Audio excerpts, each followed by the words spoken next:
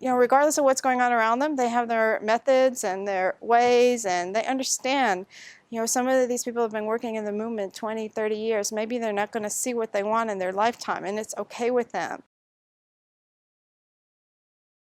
The Hizmet Movement, as a sociologist, first I'm looking at it as a social movement, but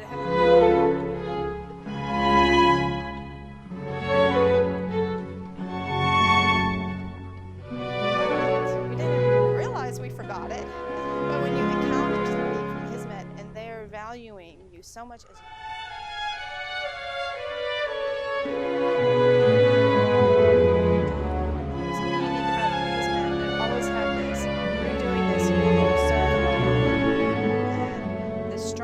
service component.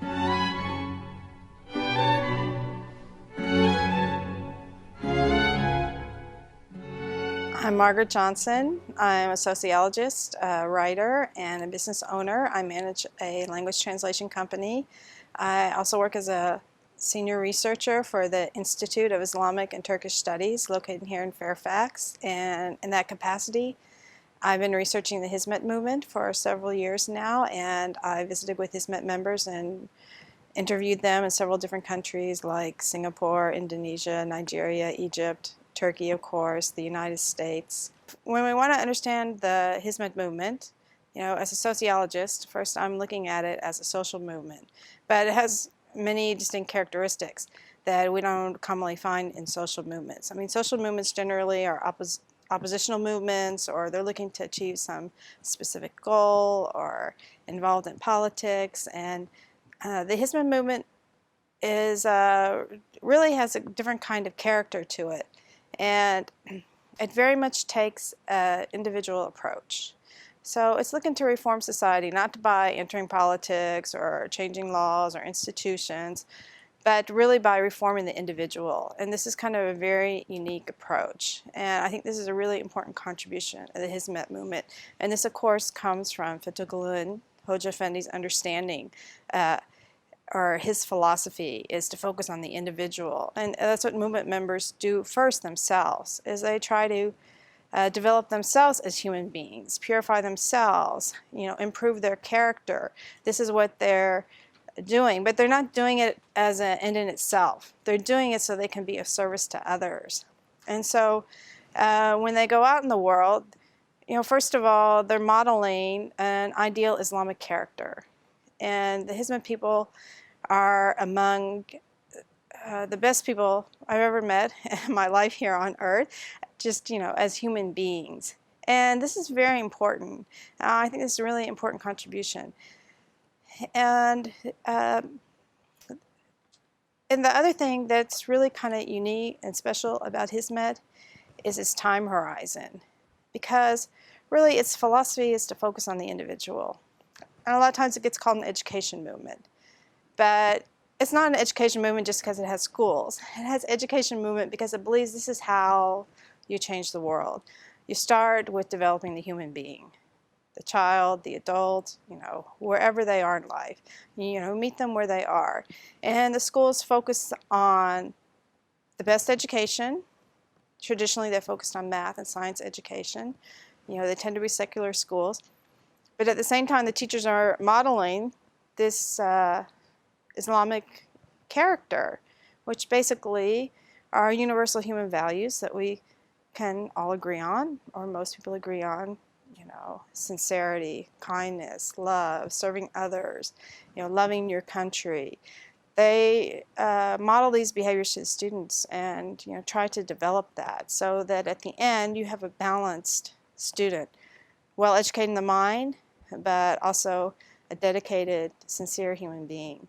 And you can think about it, this is a long time horizon. Regardless of what's going on around them, they have their methods and their ways, and they understand. Some of these people have been working in the movement 20, 30 years. Maybe they're not going to see what they want in their lifetime, and it's okay with them. And they're looking for this big kind of reform that's going to take time, but it's a bottom up, and this is their approach. And the other important thing is that they give a model to Muslims about and this is something that Hoja Effendi, Fethullah Gulen, writes about quite a bit, is how can you be Muslim in the modern world? And he's a scholar that writes for his time.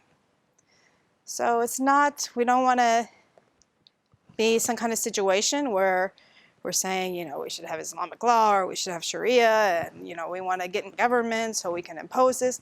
You know, Hizmet does not take that approach at all. So they're saying, and what Hoja Effendi says is, you can live your Islamic character, your Islamic values, your Islamic way of life now. You can do it now, regardless of what the particular governmental structure is you're living under. So, and this way it's also unique because it's not a political movement, and this kind of separates it from other kind of movements. It doesn't mean that it doesn't have reformation or, you know, reform, but the vision is very different, and this is really important. And so it's important for individuals, important for Muslims, and then for non-Muslims, we go, you know, wider circle. Hizmet Movement is an example of Muslims living their faith fully and living in harmony with people that are different from them. And this whole idea of peaceful coexistence. They're living this, modeling this, and showing the way. And this is really important for the Western world. They can see this as, you know, an antidote to this idea. Because we know, if we look at survey research, that a lot of Westerners and Americans, they fear Muslims. You know, they're thinking negatively about Islam. And so the Hizmet really provides a very strong counterweight, you know, a positive example to these negative ideas. So the schools that are around the world are very important. I mean, they're important for several different dimensions. But if we just want to take, you know, I talked about the importance of peaceful coexistence and modeling Islamic behavior and how important that was. Well, what you see in the schools, they're not just places of education. Like, on purpose, you will see in the Hizmet schools, they bring together children from different ethnic groups, from different religious groups, on purpose in the same school. So in Nigeria, which everybody knows, has issues with Muslim-Christian conflicts, and riots periodically, and killings, you know, very difficult situation. But what you will find in the Hizmet schools in Nigeria, you're going to find Christians and Muslims in the school together, children learning side by side, being friends. And so they're having these experiences about learning, what does it mean? They're learning about each other. So then the person is not the other anymore. And they can learn how to get along with each other. So they're learning this idea about peaceful coexistence. Maybe if you want to compare it to other Sufi movements, it very much has a strong emphasis on, you know, developing that perfect human character, like other Sufi movements do. But one key thing is that for what ends? You know, the purpose is to go be of service. So something unique about Hizmet, it always had this, you're doing this so you could go serve humanity. And the strong service component from the beginning.